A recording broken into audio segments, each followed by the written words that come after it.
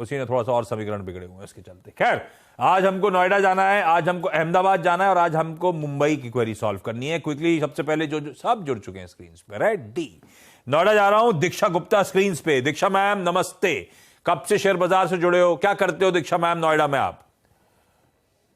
मैं तो हाउसवाइफ हूँ और मैंने कोविड टाइम से शुरू किया था। अपने हस्बैंड और अपने इन लॉज के इंटरेस्ट को देखते हुए मेरा भी इंटरेस्ट क्रिएट हो गया था। तो हस्बैंड मैंने भी कोविड करते टाइम हैं, से शुरू इन करा लॉज भी ऐसे। करते हैं, अब बहू भी करती है, ऐसा है? जी, फादर इन लॉ बोथ।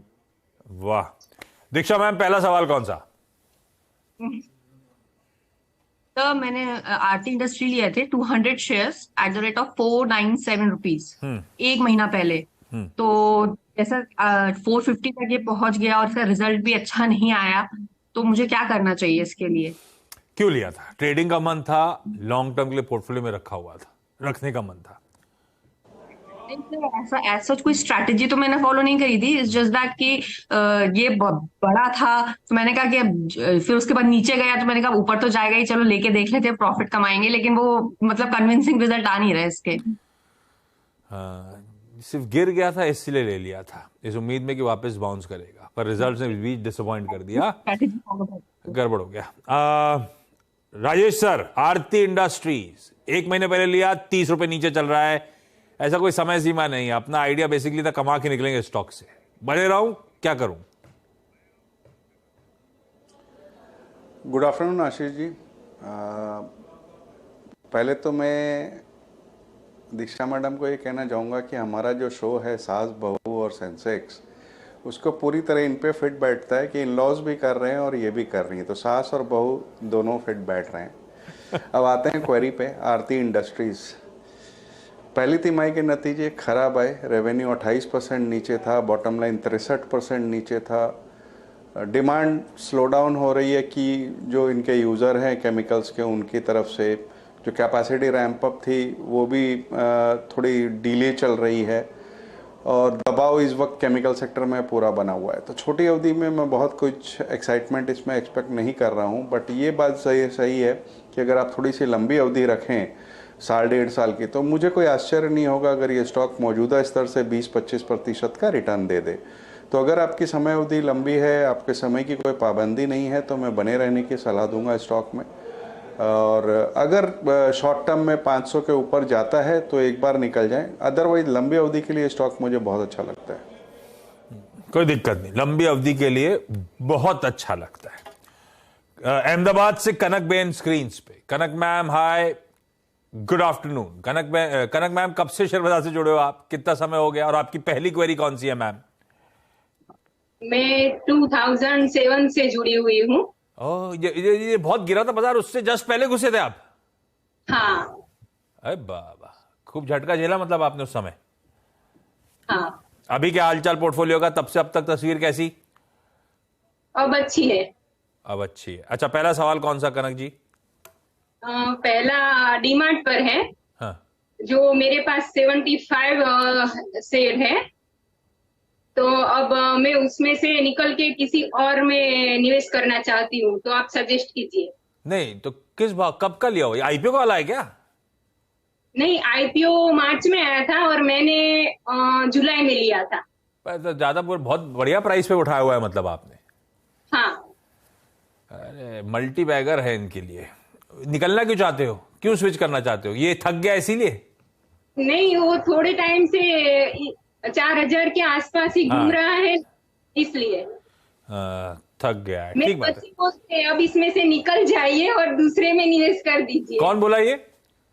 मेरा बेटा बोल रहा है, वो लॉकडाउन में घर पर था ना, तो उसे भी बहुत नॉलेज हो रही है देख देख के। हाँ। तो वो बोल रहा है कि अब आप डीमार्ट में से निकल जाओ हाँ। और किसी और में निवेश कर दो। कहां पे निवेश करने को बोल रहा है बेटा, बताया उसने कुछ? हाँ, मुझे पोर्टफोलियो भी बना के दिया है। हाँ। उस पर आप ध्यान दो, उसमें से कोई चुनो, ऐसा बोलता है। अरे वाह, बढ़िया है।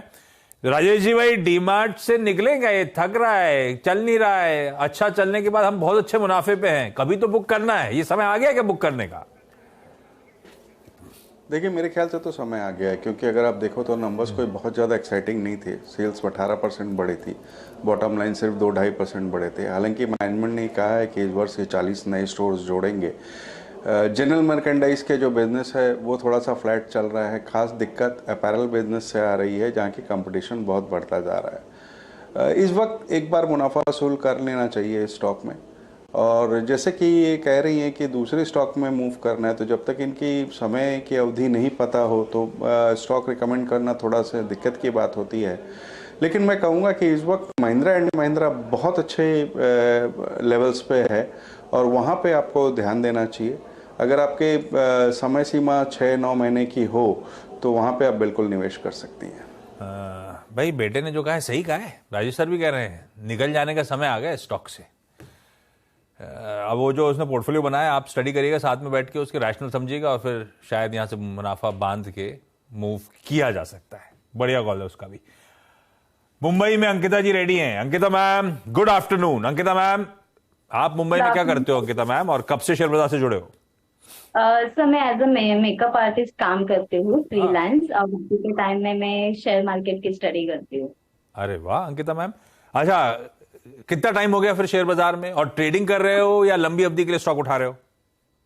नहीं सर, मुझे 2 साल हो गया इसमें। अभी मेरा क्वेश्चन ये था कि मेरे पास टाटा केमिकल के 700 शेयर लिए थे मैंने। तो अभी एक्चुअली मैंने वो शॉर्ट टर्म के लिए लिए थे, तो मुझे यही है कि मैं बेच दूं या सेल कर दूं अभी फिलहाल के लिए। बहुत माल ले लिया था टाटा केमिकल्स का एक साथ आपने। 12 आपने लिए, ऐसा कोई लंबी अवधि छोटी अवधि कुछ नहीं। किसी टाटा केमिकल आइडिया कहां से आया था?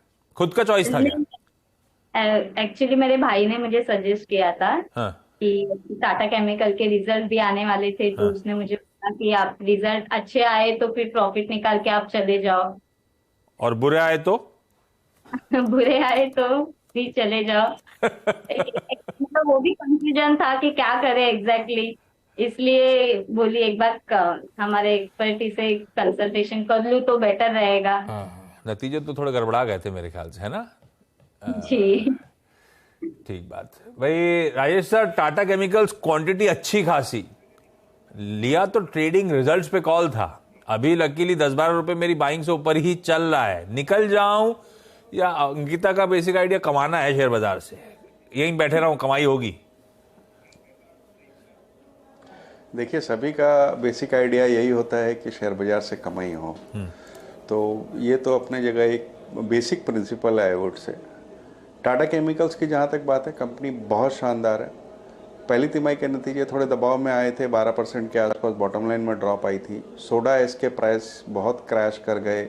जो यूज़र इंडस्ट्रीज़ है उन्होंने अपनी खरीदारी थोड़ी धीमी कर दी, क्योंकि उन्हें ये उम्मीद है कि मंगोलिया से कुछ सस्ते दामों में मिल जाएगा। इस सब कारणों से वक्ती तौर पे थोड़ा सा दबाव देखा जा रहा है। और अगर टेक्निकली भी आप देखें तो बार बार ये 1050, 1060 तक जाके वापस गिर जाता है। तो अगर आपका शॉर्ट टर्म का नज़रिया है तो मैं कहूँगा 1040, 1050 के आसपास आता है तो वहाँ मुनाफा वसूल कर ले। लेकिन लंबी अवधि में अगर आप रख सकती हो तो ये स्टॉक बहुत अच्छा रिटर्न आने वाले 1 साल में दे सकता है।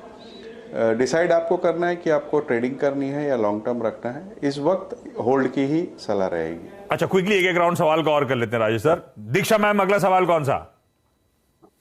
सर मैंने टीवी 18 लिए था 54 रुपीज पे 1100 शेयर्स 1.5 साल पहले।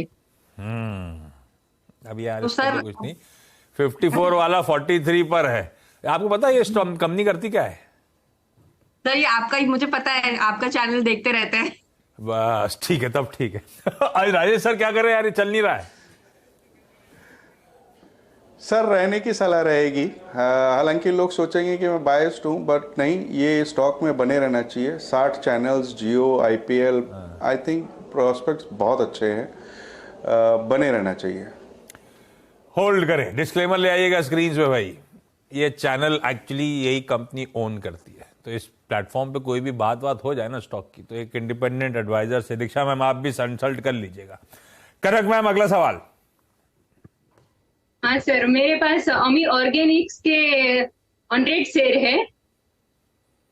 अब मैं उसमें से निकल के किसी और में निवेश करना चाहती हूँ। किसी के भाव नहीं भेजे आपने, ये सब बहुत पुराने पुराने पड़े हुए हैं क्या, भूल गए आप क्या? नहीं, ये मेरे पास 1.5 साल से है। हाँ, तो अभी रखूं या निकल जाऊं? वैसे तो निकलने का ही मन है। बेटे ने क्या कहा? नहीं, बेटे ने कहा निकाल दो। बेटा तो बोलता है थोड़ा सा प्रॉफिट हो निकाल दो, शॉर्ट टर्म करो, लॉन्ग टर्म नहीं। राजेश सर क्या करें, बेटे की माने क्या? मान सकते हैं, क्योंकि केमिकल्स में दबाव बना हुआ है, एक्सपेंशन वगैरह में समय लगेगा, निकल जाएं। स्विच कर लें बीएसई में, या आपके एफआईएम इंडस्ट्रीज में, जीएनए एक्सेल्स में ऑटो एंसिलरी अच्छा परफॉर्म कर रही है तो स्विच कर लें। अंकिता मैम, अगला सवाल। सर मेरे पास जोमेटो के 400 शेयर्स है एट द रेट ऑफ ₹80। तो मुझे ये कंफ्यूजन हो रहा है कि मैं उसे लॉन्ग टर्म के लिए रखूं या फिर शॉर्ट टर्म के लिए रखूं। सब कंफ्यूजन है भाई, मुनाफा दिखने लगा बड़े अरसे बाद, निकलने की रखे रहे, मल्टी कंफ्यूजन ही कंफ्यूजन है। रखते हैं राजेश सर आप? 80 की बाइंग है, 15 रुपए मुनाफा हो रहा है। देखिए, मुनाफे में पहली बार कंपनी आई है। अब ये देखना पड़ेगा, क्योंकि मुनाफा बहुत छोटा आया है, कंटिन्यू हो पाता है या नहीं। थोड़े से फॉर्च्यून्स चेंज होने लगे हैं, बट इस वक्त रिस्की बेट है। आप 15 रुपये के प्रॉफिट में बैठी हैं, चाहे तो 2, 4, 5 रुपया और देख लें, एक बार निकल जाए तो बेहतर होगा। चलिए, इस नोट पर Diksha ma'am, Kanak ma'am, Ankita ma'am, thank you so much इस प्लेटफॉर्म पे जुड़ने के लिए, अपनी क्वेरीज यहाँ पे रेज करने के लिए। बहुत लोगों की क्वेरीज होंगी घर पे बैठे हुए भी।